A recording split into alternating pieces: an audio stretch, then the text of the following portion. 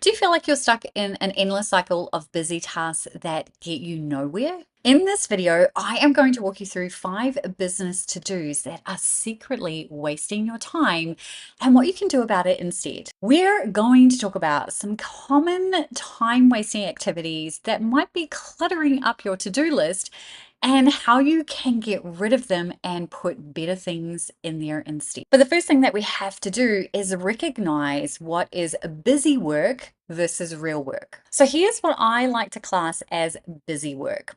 Work that doesn't directly contribute to your bottom line, aka making you money. If the stuff that you're doing in your business right now is not generating an income, why are you doing it?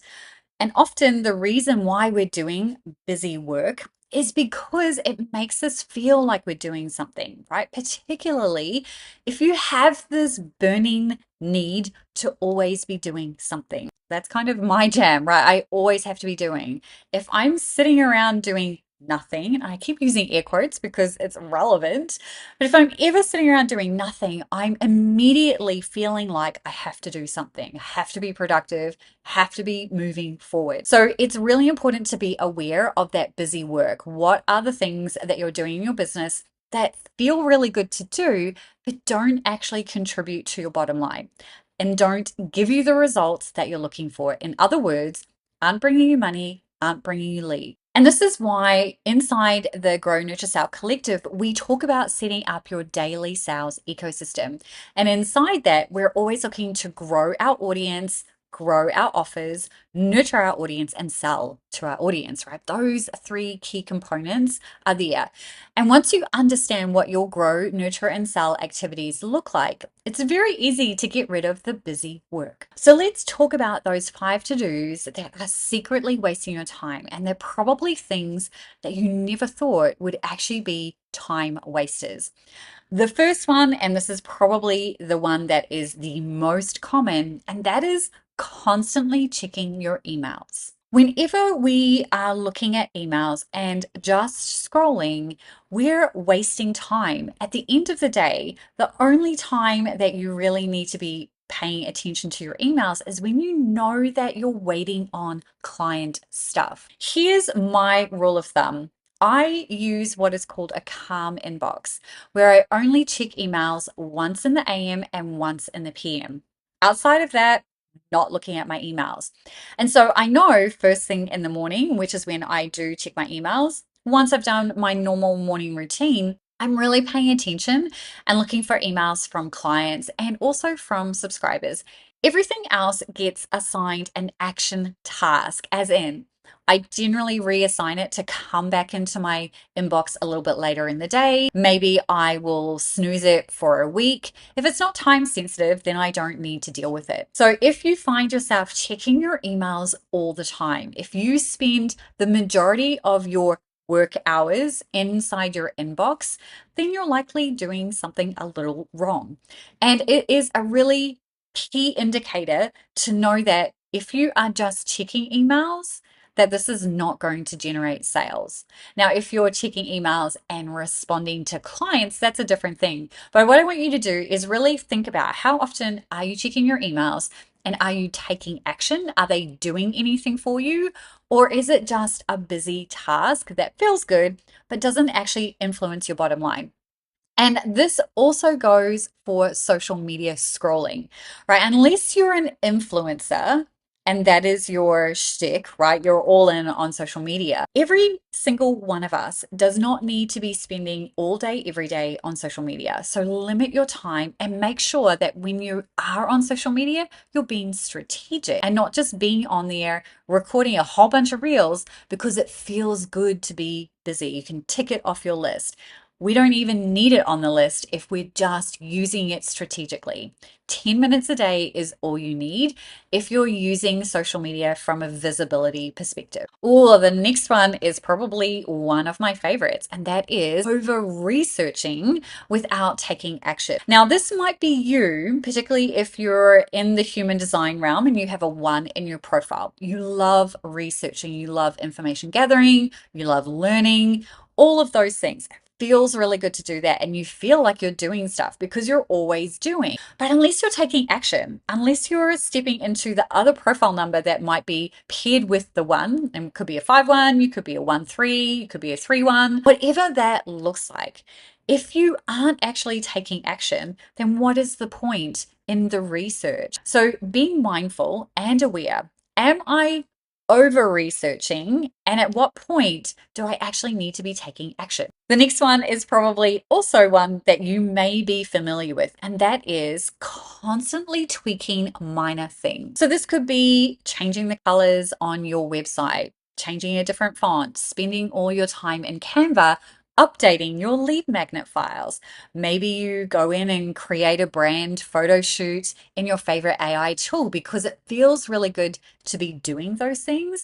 But if they are taking up precious hours of your day and they're not resulting in leads and sales, why are you doing it? The other one is a really common thing that I hear a lot of people tell me when we start working together, and that is saying yes to everything that comes their way without first assessing whether it's going to get the result that they actually want. And this can kind of flow into saying yes to clients that aren't a good fit, right? Sometimes, particularly when we're in a starting phase of our business or maybe we're pivoting, we're just going to say yes to all the money that's coming our way.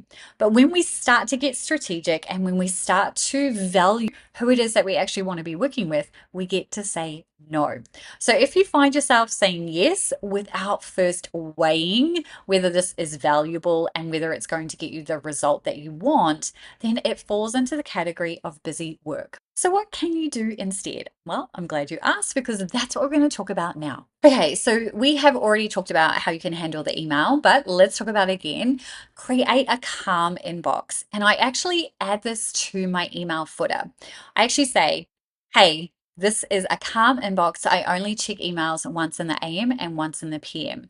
And then I go on to say, if you are a member, you can go ahead and DM me inside Heartbeat for a faster response. So that is the standard footer that goes out in each of my business emails. So not necessarily the email that is in my email marketing platform, which is Kit, but this is my email where I'm seeing emails, right? Whatever your platform is. Mine is Google Suite or Google Workspace, whatever they're calling it these days.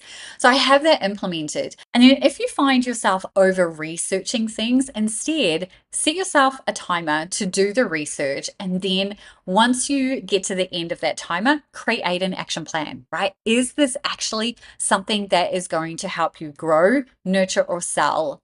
And if it's not, then you just put it aside and go, you know what? That's just going to be something that I look at in my creative time, in my non-office hours. If you find yourself spending a ton of time on social media and you're doing a whole bunch of reels and a whole bunch of posts and you're not getting any results from that, aka you're not getting leads, you're not getting sales, then you might want to reassess what you're doing with social media. This is why I specifically stopped doing social media and spend the majority of my time in my email and my paid communities, because that results in sales and leads.